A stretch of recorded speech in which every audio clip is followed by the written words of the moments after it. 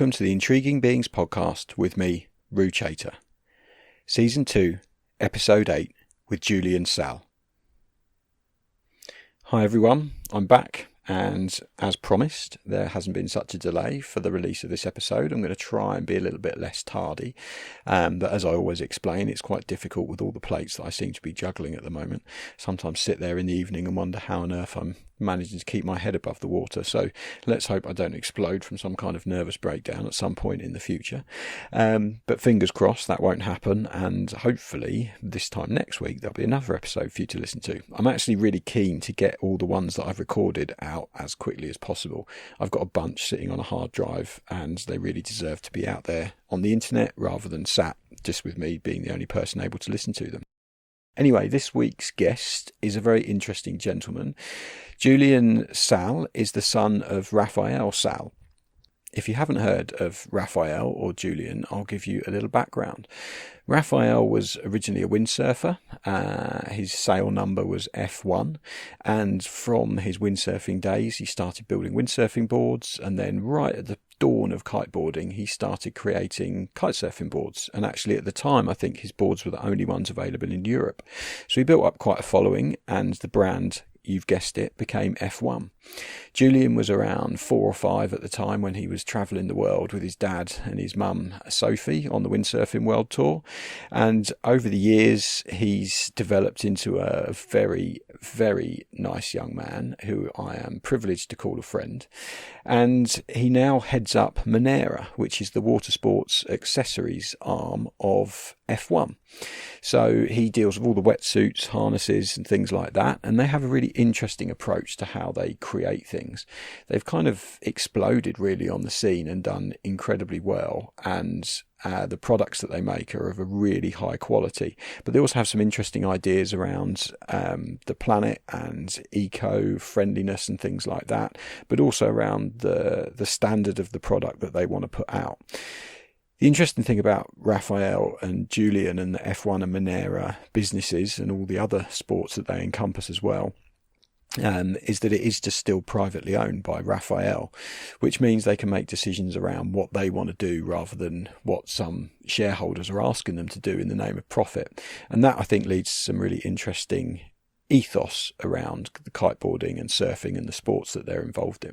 Anyway, it's a quite a long-ranging chat with Julien, and as is typical, his dad interrupts at some point. I actually left that in the edit because it's quite entertaining, and I guess for Julien, he's always been living under the cloud of his dad, and now he's kind of coming out from that cloud and really spearheading the Manera brand and taking it in some impressive directions with some of the movies that they're producing, some of the equipment they're making, and the amount of market share, I guess, that they're taking as well. So sit back and enjoy a really interesting conversation between myself and Julien Salles. This afternoon, I'm sat with an interesting gentleman by the name of Julien Salles. Am I pronouncing Salles right? I've always said Salles. Salles. Oh, there you go. Yeah. I've always said Salles. I don't know why that is. Like some people tell Salles, because Sal means dirty in French. It's kind of a weird name. I was going to re-edit this and start again and get it right, but now you've said it means dirty in French, I'm going to leave it. So I'm sitting here with Julien Dirty in French, and he is the son of Raphael Salles. And if you've never heard of Raphael Salles, then look him up on Google. He's a very interesting man. He's the head of F1 Kiteboarding, which is a kiteboarding company, one of the original kiteboarding companies. And he was also a very high level windsurfer back in the 80s, and used to travel around the world touring and doing all the events, and I think even beat Robbie Nash a few times and was, on that top podium in terms of windsurfing as those sports went back then. So Julien, my first question to you was, you're quite young, and what was it like growing up with a dad that was traveling the world windsurf tour? Like, how was that in your childhood? Do you remember him going away? Do you remember him doing it? Well, I don't remember that a lot because that was before I was like 7 or 8. Okay, so then when it you were stopped because he created F1 in 1996, I think, when I was 6. Okay. So I remember a few stuff, but I was super young. So were you left at home with Sophie, your mum, and no? I used to travel with them. Yeah. Wow. So you used to get just taken all we around the world. Everywhere. I've been 7 times in Hawaii, but I don't remember anything. So yeah, no, I've been traveling with them quite a lot. And just remember when I was 6, 7, he continued to travel a lot. It was like, I remember my friends were like, "Oh, your dad is a pro windsurfer, kiteboarder. That's awesome." And I was like, "Yeah, it's nice, but I don't see him that often." So it was not the big thing for me at that time. Yeah. I just wanted my dad to be home, but and spend time with your dad, like. But it was okay because at like 6, 7, 8, he started the company and he had like a lot of work, so more time at home. Yeah. But then I guess when he starts the company, he's equally busy running the company and setting that up. So. Plus the first F1 office was like their room, so my parents' room. So it was right next to me. So they were here most of the time, packing boards and packing things up, cardboard boxes. Trying to use a computer for the first time. And so you were still quite young when all that was going on. Like, sort of, you mentioned being sort of 7 or 8. That's I didn't realise you were that young. Not that you look old, but I thought just from the age of Raphael and where everything went, I thought that you would be a bit older than that. But no, I was super young. I still remember most of the things, like at F1's company start, but yeah, I was a bit young. Like I say, I always see F1 as my little brother, because it's like it was born when I was 6, and then I had to live all my life competing with F1. I'm not competing, but it's like I have a little sister and F1, and like we grew up together. You all kind of grew up and matured, as it were, together. And that was back in 98, was it, the company started? I think it was 6. 96. Because it started with windsurfing boards, yeah, that's right. So a couple of years of making the windsurfing boards. Exact date. But, and then sort of 98 started making the kite surfing boards. Yeah. And so when did Raph teach you to get into windsurfing or kite surfing when you were younger, or was he too busy working to get you into it? I used to windsurf, but I was super young too. I remember I had a mini beak board with I remember my fin was a dolphin, had a dolphin shape. And, but no, I didn't get into windsurfing that much. I started kiting when I was 11, I think, something like this. So quite, and back then that was when the kit was still a bit sketchy, right? So now you wouldn't think twice about giving a 7-year-old some kites, or like me too. No, I would never. Montero's giving his 2-year-old a kite. Like back then, they were death machines. So. We had the two lines kites, like big boards, and when a gust came, I remember you just had to like hold on, and that was pretty dangerous compared to now. Yeah. And how did you get on? Did you pick it up quite easily, or did you? No, I remember it was quite hard. I started on a windsurfing board with the 2 lines, really small kites, and it was not that easy. Yeah. Like today, you put someone and in a few days he can kite, but back then it was like a lot. Back then it was 10 days minimum, I think, something like this. And hard. It took me 10 days. And even then, it was still difficult once you learned, because the equipment wasn't as good as it is today. Yeah, you like to jump, you didn't just have to put your kites at zenith and pull, it was a bit difficult. And then to sort of come back to F1 and, your career path, obviously now you're the head of Manera, which is the watersports accessories arm of F1. And I remember speaking to Raph once when you guys were first coming up with it, and you were like, we want F1 is like a triangle, and F1 and then Manera and the SUP side of things, and these 3 things are going to be like our big business focus. So it's a huge part of the company now. Did you always kind of, when you were growing up around water sports and learning to kite surf, did you always think, I'm going to work in the water sports industry like my father? Or was it something that you, as a kid, were like, I definitely don't want to do that. I want to do something completely different? Yeah, that's more of the second option. I really didn't want to work in the company. Like water sport in general, I didn't know, but in the company, I really didn't want. Like you said, I grew up being the son of Raphael. And it's like I preferred to be like your own person, maybe. Myself. Yeah. And so that was a bit hard to. like when I was young, all my friends used to say, "Well, it's okay. You can be bad at school. You know you're gonna get the company after." And then I was like, "No, I would never do that." Yeah. And it was later when I finished my studies. I couldn't find any really interesting jobs for a few months, and my father told me, "Yeah, come at F1, and you'll do like a 6 months internship. You will get more experience, and it will be easier to find another job, a good one." And I was like, "Oh, good idea." Then I arrived, and I started as the communication assistant for 6 months. And that Manera thing was kind of left on the side, and nobody was really putting efforts to take care of it and develop it. So I got interested in it, and I was like, maybe there's something I could do with it. And I remember my mother saying, "Do you think you have enough work with that brand? Because there's not a lot to do, you know?" And I was like, "Yeah, I think we can do something." And, make something happen. And I had no experience in like growing a brand, making products, you know. Did you do a bit of work at Quicksilver before then? Yeah, but for 1 year, and most of it I was an intern. And okay, so it wasn't experience building up for this. It was just literally. Basically, I was a kid. Just like went out of a marketing master degree, and that didn't know nothing about growing a brand. Yeah. So I grew up with a brand too. My experience grew up with a brand. So to sort of build a brand from scratch was a big... And for that I was okay, because I wasn't working for F1. I had my own project within F1. So that went super well. It kind of gave you, I guess, that feeling that you weren't just working for your dad. You were working with him, but separately, because, you know, it's your baby, right, Manera? Yeah, that's it. It's been more than 6 years now. And I wouldn't stand to just come in a company, F1, and just be the son of the boss and just take responsibilities. And like that would be my worst nightmare, that all the employees think I'm the son of the boss and I get advantages because of it. It's not like, "Oh, he's coming now." And he's ruining the podcast. Right. He can come in. How you doing, Raph? Fine, and you? Very well. We were just talking about you. The ankle is perfect. We were saying very bad things. No, I can kite, but we've had no conditions.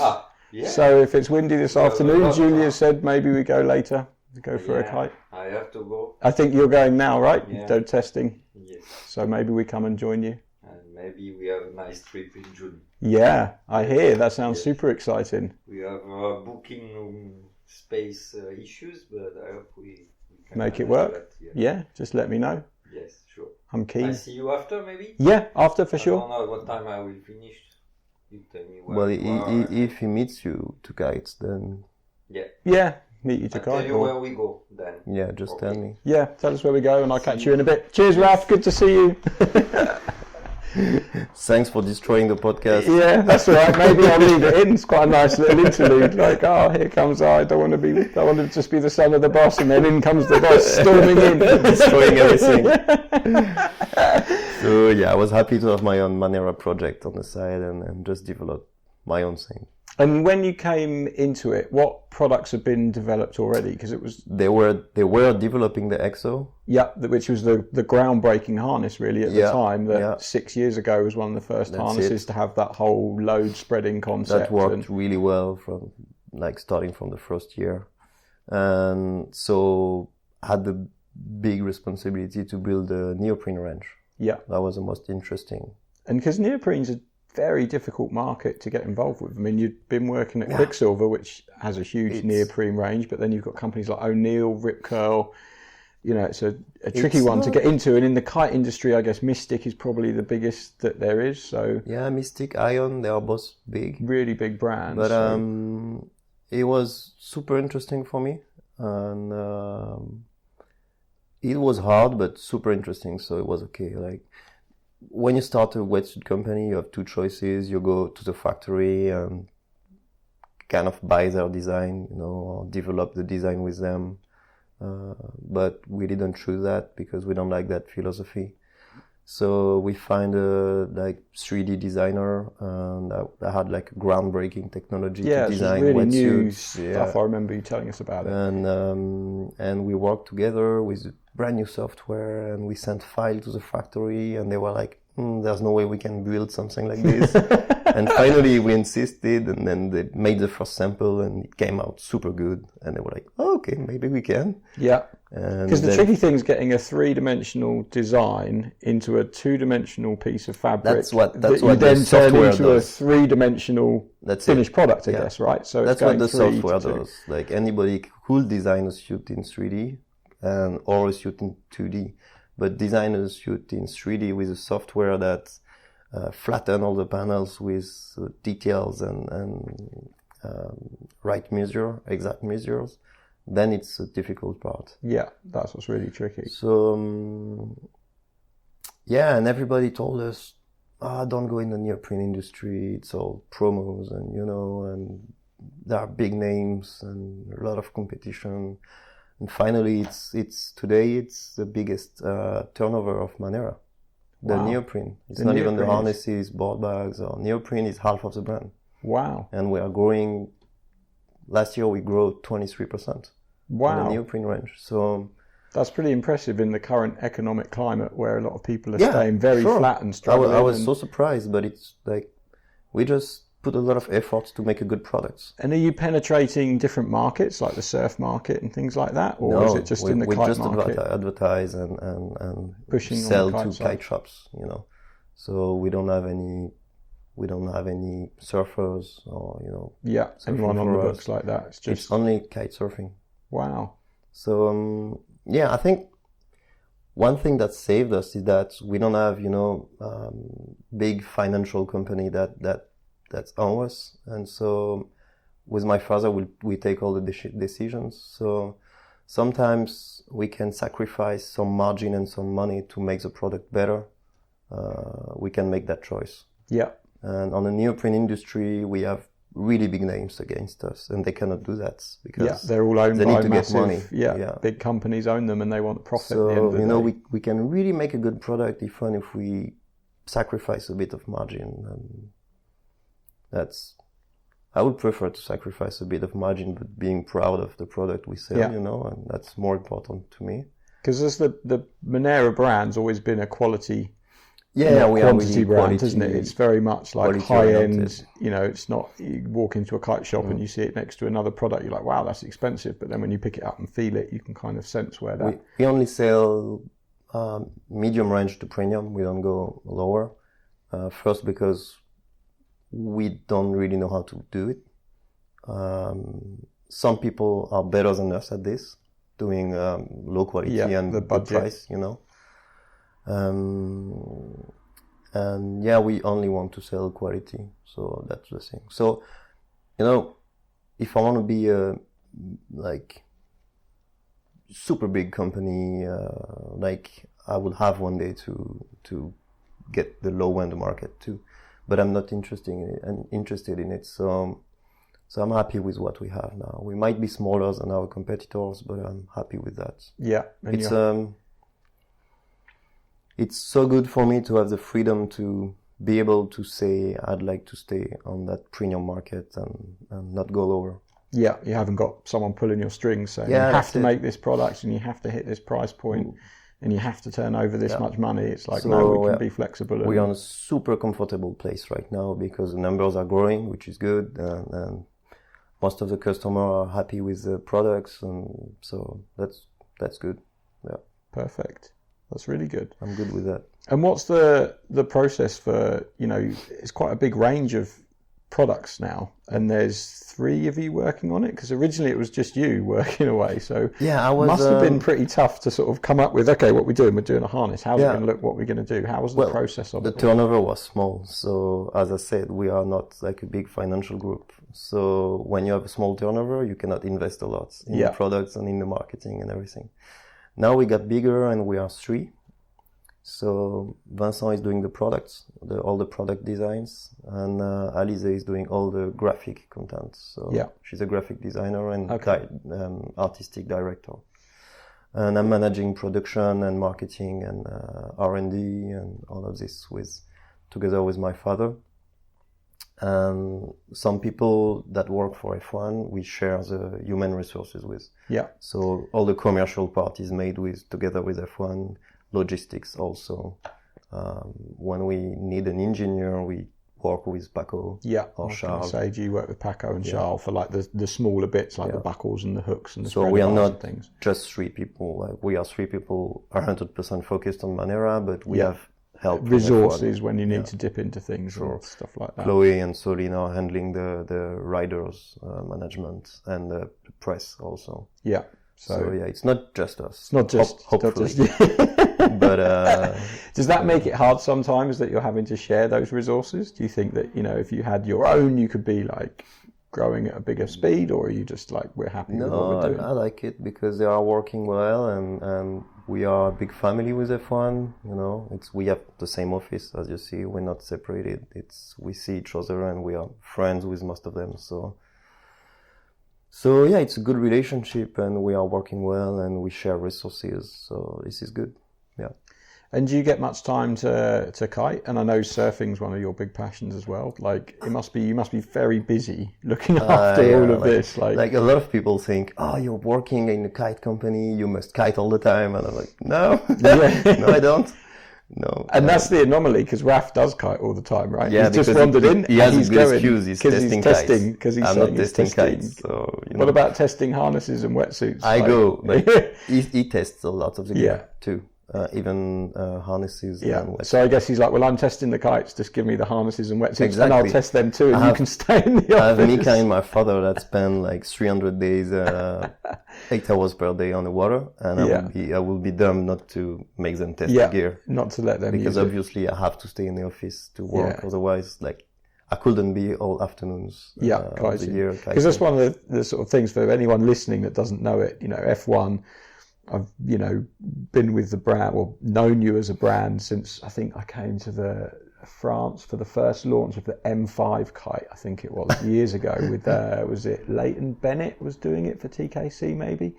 And I remember sort of meeting the team and meeting Raph, and it's true, like what you said, he kites 300 days a year, 8 hours a day. Like, I'd love to put a GPS tracker on him and just see, like, this is the stats. And you think, for 20 years. Yeah, for 20 years. Like, he kites more than anyone. And then he's got Mika doing it as well. So when you add up those testing hours, that's probably why the product ends up being so good, because it's just being tested. And we live in a place where if you are willing to drive 1 hour, 1 hour and a half, then you will find wind. Pretty much every time. Yeah. So it's good. So when I have to test, they find wind.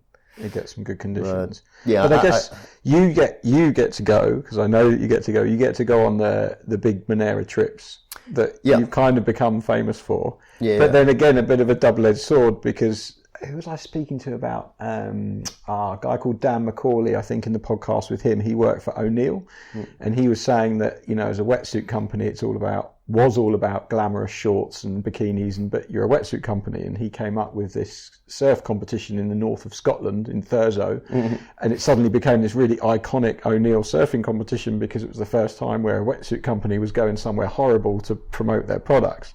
And as Manera, your very first trip was it to Iceland, the first one? The first one was Iceland. Yeah. So you're going to some really cold, remote places.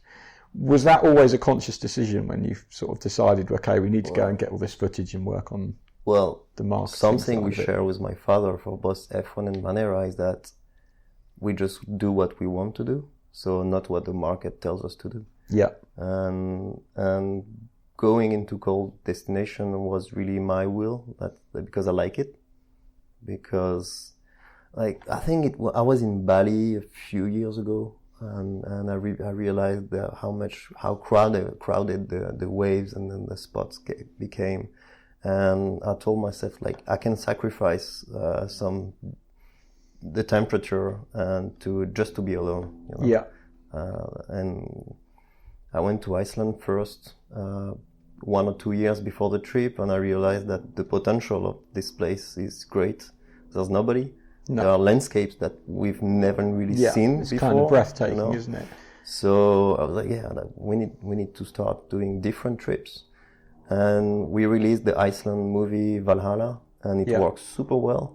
Yeah, because F1 always did their, like the Madagascar trip, the Mauritius trip, it's always Tahiti, you know, it's all these warm, picturesque places. And I've been fed by those big videos since I'm a child. So you know obviously you want to try and do it, but you're doing it in an environment which is a hell of a lot harsher. And it's not just for the riders who are in cold conditions. The camera guy who sat there for 8 hours, it's pissing rain. This is the worst, actually. Because they go on the water too. Yeah, so they have to change, film from another place, and then use a drone, and you know, it's the logistics around the whole thing of doing it in a challenging environment, I guess, make it, you know, it's super difficult compared to if we will go to Hawaii or Mauritius, because when I'm going there I don't know the conditions.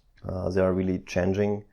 I don't know the spots. I don't know if we will have waves. I don't know anything. So it's super stressful, but it's also the best time of the year because it's small team. I know everybody. We really have fun, and we always find some conditions. Sometimes it's super difficult, but like Canada, for example, we stayed for Vancouver. 12 days in Vancouver, off the coast of Vancouver, on a small island with 10 wolves. And, and we had to wait for the 2 last days to shoot some kite surfing. So we were like going around all the places with the boat looking for wind, and we didn't find any, and I was depressed at the end, and finally we found a fjord with some conditions, and we could shoot a bit of freestyle, and I was super happy because like investing, because that's quite a lot of money, so investing that much money and coming back without any picture or video, that would have been super hard. It's really stressful. That's gonna happen someday. Because you can get lucky every time. Yeah, that trip, that, you know, that's all your marketing and media and for the year basically, right? Sure. So it's kind of that's, you're putting all your eggs in that basket to get the footage, to make the big video, which is always like a big production. And you know, I'll put the links in the podcast text to the videos because they're worth a watch if you've not seen them. I mean, these are like stunning edits that are put together so well. So, you know, you've not just got the cost of getting everything there, the cost of the camera crew, you know, if they're not shooting, it's just kind of money. Money and time, and like, those are my baby too, you know. It's the project I'm most proud of because we take so much risk than having the reward of having good conditions with the good lights, the riders doing what they do best, and you know, that's great. The feeling is great. So we've always been lucky. We're going to the next one in 2 months now, and I'm super scared of, like, it's super wild destination to super far, and I don't know what is waiting for us there. Can you say where you're going, or is it top secret? No, that's... So I was thinking wildest nation and super far away. I mean, it conjures up a few nightmarish places that you can head to. It's not like super secret, but if I say it, then we will... you don't want to take the edge off it. They'll have to wait. Like, they'll have it's to not wait. Top secrets, but it's like, I'd like to keep it secret until September. How long does it take to plan a trip like that? You know, well, this one, for example, I started planning it. I started thinking about it 3 years ago, but I really started planning it last year. I would say last fall, September, talking to local guys, and we like had to book visa and everything in January for all the riders, so we needed to know, you know, their schedule, competition schedule, and everything. It's quite complicated. Yeah, because that's tricky as well. Like, the most complicated is not everyone's available to come and do it. Is to like get the crew together at the right dates. To find the period that works for you. The local can tell you, it's only working in July, and you're like, okay, July there are 2 competitions. Yeah. What can I do? And then you try to find ways, and then the second most difficult part is to find the transportation on land, because sometimes it's in that wild areas, it's super hard to find. There are no roads, you know, not really rent a car and stuff like that. So it's kind of hard to. Do you hook up with someone on site, like a local guy always that's there? Yeah, so you always, know someone. Always have a local guy helping. Yeah, so they can then say this is where we should look for wind today, or this is where the waves are going to be good, and that makes a bit of a difference. Yeah, sure. Have you had any nightmares when you've done these trips, like, you know, camper vans falling off cliffs or anything? No, we had a toilet flooding. I was quite hard, but I was not a nightmare. No, everything went always super well. Nobody hurts, you know. Yeah. That's the most important. So no, it went well. Yeah. It's always the best time of the year for me, to be honest. The time that you can get away and relax, have fun with riders that are also my friends and camera crew that is also. And I guess as well, like, there's no internet where you're going half the time. So Canada, in Scotland we have internet, but that's the only one. Yeah. That was the Island of the Strangers. Yeah, Island of Strangers. So that's the only place we've had internet, but I don't like it because you'd rather everyone's talking and chatting and not looking at their phone. Yeah, but like. In Scotland, all the riders are young guys, you know, it's not my generation, so they're always on their phone, Instagramming, chatting, and getting that perfect selfie. Oh, shit. In Canada or Iceland, we were like around bonfires and you had to chat because otherwise you couldn't do nothing. It's good. It's a different way of interacting with people when there's no internet. No electricity too, so they cannot like watch movies or. It's just like that's chat, the best. have a beer, socialize. Yeah, that's the best. Have a few beers. And one thing I noticed after Iceland movie is that finally, when you look at the big markets of kiteboarding in the world, it's mostly Europe, United States, and Northern Europe. And if you realize that a big part of the kite surfer in the world, they are wearing thick wetsuit all year. Yeah. And so those are guys from France, you know, Germany, Holland. Those are the very big markets, Scandinavia, England.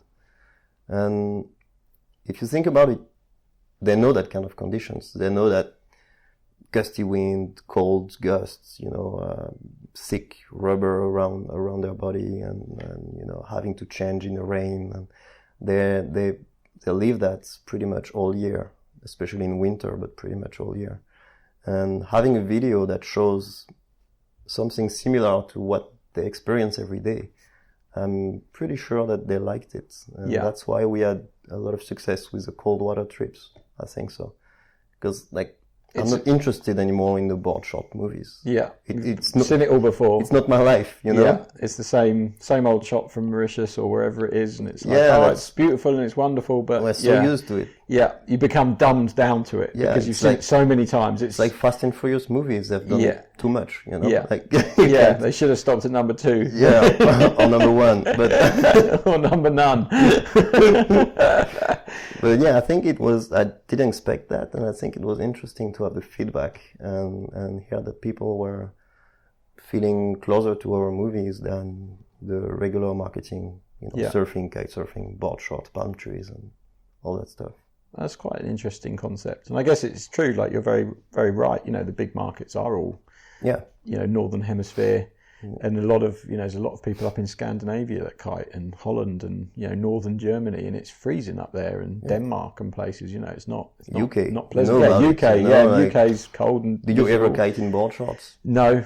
Do you know, I used to years ago when I first started kiting, and I first got good. There was a spot called Whitstable, and the tide would come in over the hot sand. Yeah. So the water would be quite warm. And I used to, for a while. And for like from June to July, or maybe July to August, I wouldn't wear a wetsuit, and that was it. But no way now. Like, I've become a fair weather kiter these days. If it's below 10 degrees, then I'm not going. If it's raining, I'm not going. But in the past, I would go in. You know, I remember I did a whole article about how to get your hands warm before a kite session, so they wouldn't, you know, so you wouldn't get that cold, you know, horrible chilblains in your hands. And I was scraping snow off the front of the van and sticking my hands in ice cold water so they got cold, and then warm them up, and then when you went kiting they wouldn't get cold again. And I used to kite like February and January in the UK in the snow, and it wouldn't bother me. But now for sure, no. I'm older now, I'm sensible. But I guess a lot of people still wear do. a wetsuit. But a lot of people do. A lot of people do. And the different breakthrough in neoprene technologies that we had over the last few years, they help the cold water community to grow, and that's super good. I mean, it's the advances in the wetsuit technology are really quite phenomenal. I mean, I remember coming back from where had I been? I think I've been to Australia or somewhere like that, and I entered the UK Wave Masters windsurfing event, and this was like 94 maybe or something like that. And I didn't have a wetsuit, and my dad had this Gull steamer wetsuit that he bought from the boat show maybe in like the late 80s or something like that, and I was like, I'll just borrow that. And I remember putting this wetsuit on, and it was obviously made two-dimensionally, and the guy was like in a star shape when they made the wetsuit, and then when you put the wetsuit on, it was like physically hard to bend your arms, let alone move and walk and get to the beach. And a lot of people, especially if they've just come into water sports recently, they put a wetsuit on, and you can wear a 6mm wetsuit and it feels like nothing. Yeah, that's it. But even us, like if I look 6 years ago, our first range, I will never use it today. It was so it was super premium at that time, but now it's changing. It's not good anymore. What's leading the charge on the wetsuit technology, do you think? Is it the brands demanding more from the wetsuit manufacturers, or is it the wetsuit manufacturers sourcing new materials? Well, it's pretty well known now that there's one big manufacturer in the wetsuit industry from Taiwan, and they pretty much do all the premium brands. Is that Shenko? Yeah, Shenko. Yeah, Shenko. They have more than 90% of the neoprene market in the world, something like this. So they do a lot of developments. They develop a lot of the materials, everything, and they are today the one developing the eco-friendly wetsuit, eco-friendly stuff in the wetsuit, It's a super good company. And I would say they are leading the charge with the feedback from the companies. Yeah, so the companies are saying this is what our market wants, and then Shenko as a company is then going, okay, how can we make these materials available to the brands that we're working with? It's kind of hard for us every time because we are playing with the same material and the same so you manufacturer got 90% of the wetsuit manufacturers being made in the same factory. They've all got the same options. So how do you make it different? But I always say it's like cooking. You put two cooks in the same kitchen with the same ingredients, and they will come out with something either good or bad, but different. Yeah.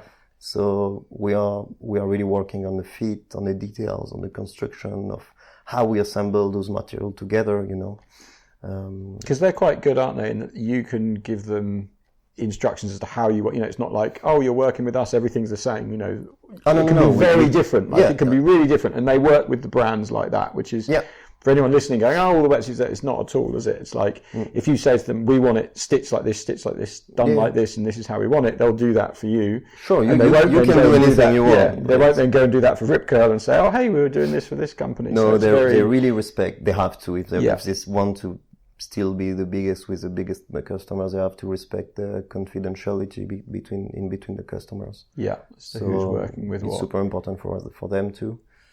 I would say it's like cooking. Yeah. You have just the same kitchen, same ingredients. Now it's up to you to make a good recipe or not. Yeah, and you taste different every time. Yeah, but it's a challenge, but it's super interesting. Yeah. And you touched on the environment side of it there. I mean, wetsuits, it's a petroleum-based product in the past, and a lot of the sports that we do aren't exactly environmentally friendly. We're using fiberglass and all these materials and stuff like that. It's bad. So what's changing? I mean, you've got a brand like Patagonia, for instance, that sells themselves on being eco-friendly wetsuits. What's changing in what Manera's doing to kind of catch up with that, or where are you in that? We are working on it quite a lot because of personal beliefs, I would say. Yeah.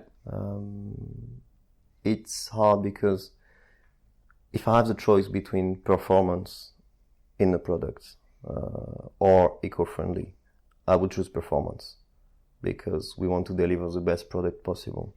And I think that in some way, if the product, when I say performance, it means quality, durability, If the product performs and is durable, then it's better than an eco-friendly wetsuit that will tear apart in 1 year because you will keep the Manera wetsuit 2 or 3 years.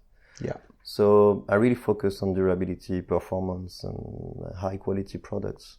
And that in itself is quite eco-friendly. Yeah, because it's got more longevity and a longer lifespan. So someone's buying 3 wetsuits over 10 years rather than 10 wetsuits over 10 years. But we are also we don't market it a lot because, as I say, like, we don't develop it. Sheiko develops it. The manufacturer develops the green technologies. So the recycled tire thing that you hear on a lot of wetsuit companies, we have it too. We have the new water-based glue, Aqua, so we have it, but we just don't advertise on it. Yeah. We might start because a lot of customers are asking us to do it. And you're already doing it, but just not shouting about it. But for example, we worked on the packaging a lot. Each of our wetsuits are delivered with recycled carton box. And inside we have to put plastic because the wetsuit needs to be protected when they come from Asia to here or other place in the world. They have to be protected from moisture and everything. So we use plastic, but starting from next September, we will use compostable and biodegradable plastic. So yeah, we are working on it. We are not sustainable. I would never say that, but we can improve, and we will improve over the years, for sure. It's a tricky one, isn't it? Because, like you say, there's the green at any costs attitude where, hey, it's green, but it lasts 5 minutes. And and then there's actually, you can be green in other ways. I was chatting to Clinton from Air Rush, and he was talking about, one of the things they really focus on is actually making their kites last a long time because, hey, if we've got a kite that lasts 4 or 5 seasons or even longer, then that's great because someone keeps using it and they keep using it and they've only bought one and it's less, less use. It's the best way to be eco-friendly. They stopped packaging their kites in plastic, but then realised that the kites were bigger to ship. So it was taking more volume, and then the actual cost of the shipping was becoming, the amount of gas that was being burnt in sending the ship around the world with less kites on board was better to shrink wrap them in plastic, and then you can get more kites on one container, and then and it's a tricky thing, and I understand that it's super hard. It's really hard. If you advertise on eco-friendly, and green stuff, there will always be someone looking and saying, "Well, it's not so green because," Yeah. So we are doing it not so advertising. So we are doing it more for like personal beliefs than for marketing. So that's it. We also recycle the wetsuit that we have that we have broken from the riders or or wetsuit that the sample we don't use anymore because they don't work. We send them to another brand that makes some bags out of it. Oh, cool. Yeah. So a bit of recycling goes on as well. So we try to recycle as much as possible. I guess the throwing it away. Main thing anyone can do is just wear it until it's absolutely not working anymore. Yeah. Don't just go, oh, I fancy a new wetsuit. Just keep that's it. If it works, keep wearing it. Not consume don't consume when you don't have to. Yeah, that's as green as you can be. Is just use less stuff. And don't sort of keep picking up on things. Sure. To talk about harnesses a little bit, because that technology and that sphere's changed a lot over the last 6 years, and obviously Manera was sort of leading the charge with the exo harness, which had this external skeleton which spread the load, and you did a lot of work with I think was it a university or some science department where they were looking at the pressure points and stuff like that. And I remember when I first wore the exo harness, we were in Mauritius, I think it was.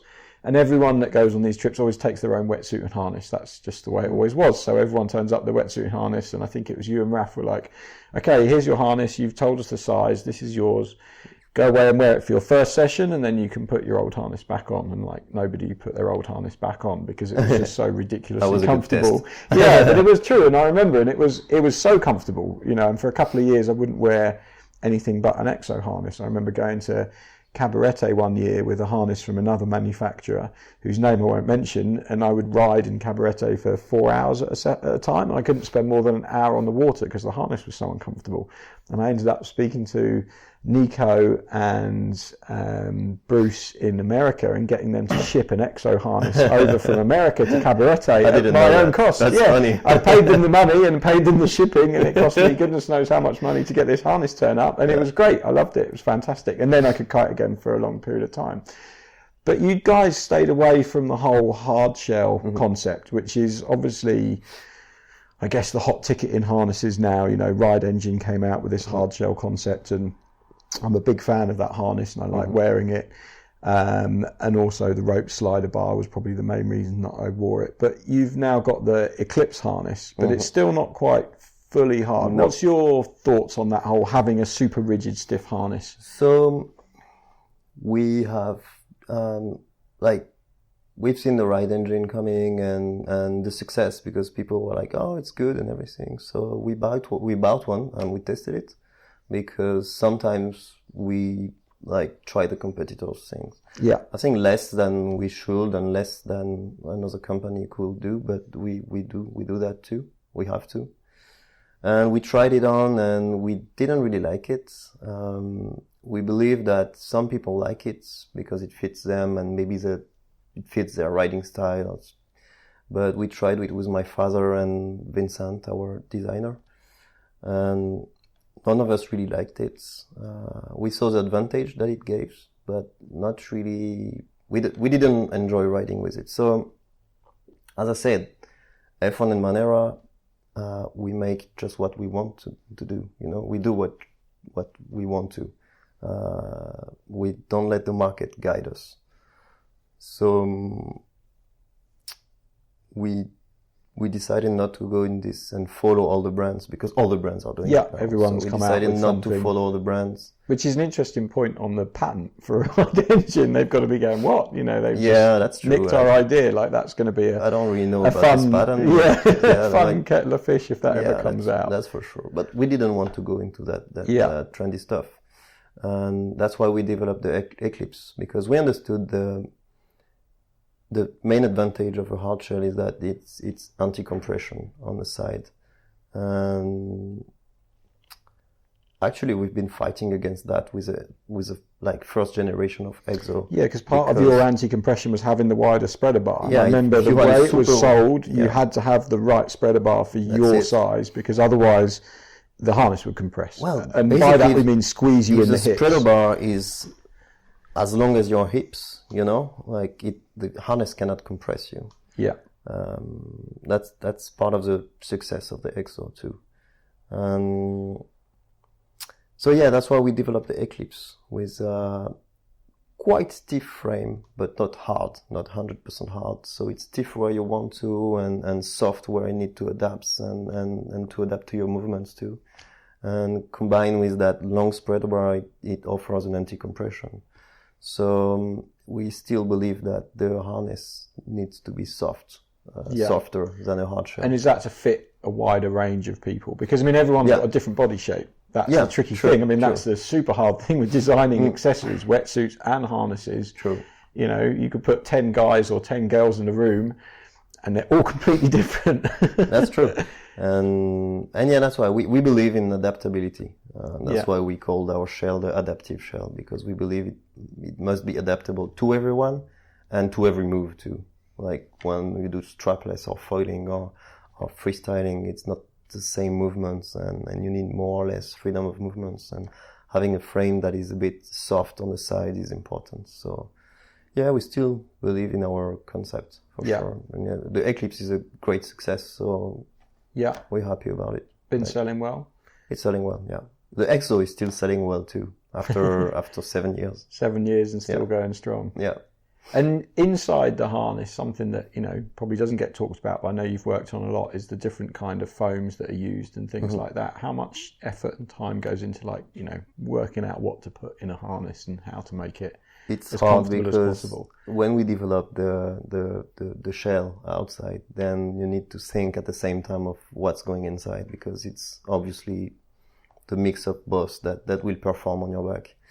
So we're testing different foams and different pattern of foam behind, and we also have the choice between using neoprene and inside layers of foam, or make a single foam like the Union or the new Exo, for example. So the neoprene and different layers of foam will be more comfortable because softer, while the single foam will be lighter because it doesn't absorb water.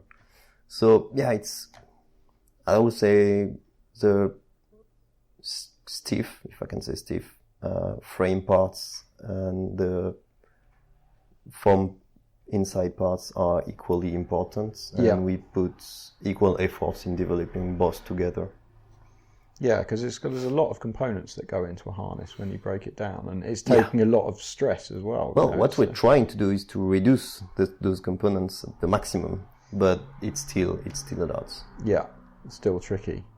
And then last year you came out with the sliding spreader bar, finally. Yeah. No, that's something that I personally... You know why? Because... come on. I never believed in it for strapless because I didn't like it. Yeah. But I tried it for foiling, and I thought it was great. I really enjoyed it. So then it was so we developed one, and now we offer it. Yeah. I need to pick one up from you before I leave. Yeah, that's perfect. We have some in stock, so... Perfect. Oh, sorry. That's all right. But yes, like as I said, I didn't believe in it, so I didn't want to sell it, and then it needed you to get then on I board. needed it, so... And is that the same with all the products that you do? Like, there's something that you have to be personally, like, I believe in that, I would use that. Sure. It's got to be good enough for me. We always... Both F1 and Manera, we always sell what we use and what we enjoy using. If we don't use it while riding, then it's we don't want to sell it. It's like if we're not proud of a product, we don't sell it too. And do you ever get products where you've almost at getting it to completion stage and you're like, this just isn't working and we don't like it, let's kick it into touch? Or have you got a good development process? It does happen.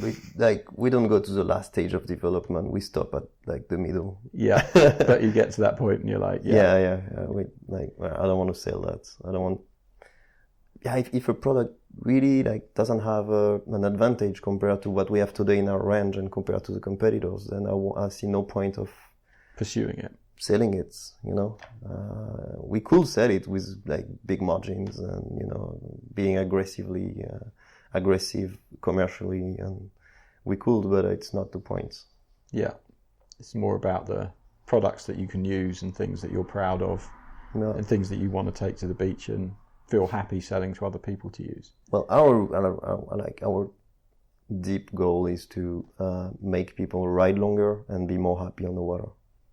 So with the shitty products, you can't ride longer and be more happy off your session. When we started Manera, I used to go to the beach, and before I didn't but I was watching the harnesses and wetsuit of everyone, and even of my friends that were going out of the water in January, and there was after an hour they were saying, "Oh, it's cold, I'm going out." And I thought about it, and I was like, "No, it's not cold. You just have the wrong wetsuit. You could stay 4 hours if you want, but if you're going out because you're cold, it's not because of you or because of the weather, it's because you're not well equipped." Yeah. So I thought that really equipment, wetsuit harnesses, it could really change. It doesn't change your life, let's be real, but it could change your life on the water. And that's good to me. That's enough. Yeah, that's the goal. The Iceland guys, they always say there are no bad weather, there are only bad equipment. Yeah. I cannot believe it. If you've got the right equipment, then you're good to go. That's awesome. It's a good philosophy to have for a brand. Yeah, I think so. Better than we're owned by some big company and we have to make money and hit profit margins. But like I say, I'm so lucky that my father didn't sell the company, or he could make a lot of money out of it, but he doesn't, and I'm super happy and proud of this because it gives us the freedom to have fun while working. And I wouldn't like to have someone telling me what I should do.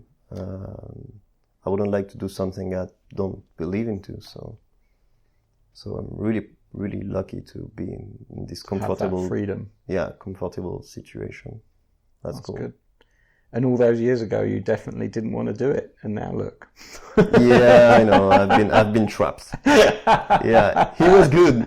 He was good. Yeah, he sold just it to come you. For 6 months. Yeah, just come for 6 months, see how it works out. You know, it'll be good. You can see what's going on.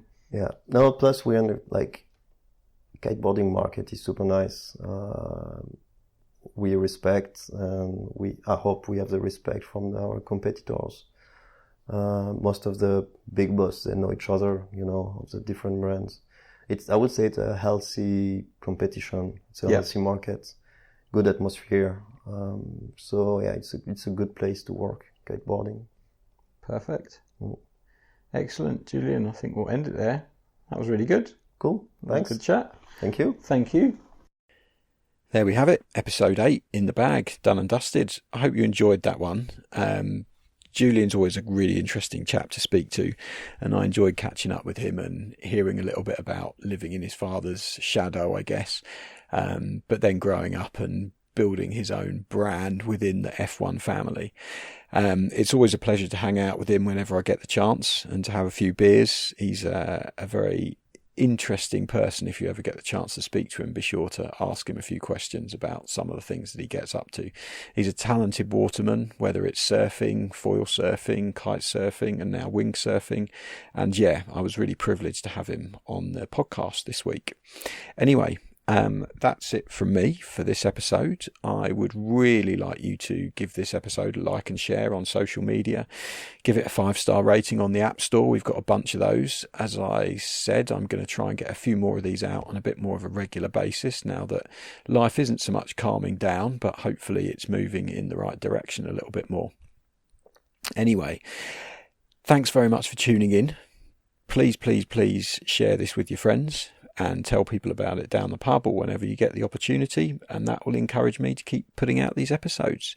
So, without any further chat from me, have a fantastic week. You've been listening to the Intriguing Beings podcast with me, Rue Chater.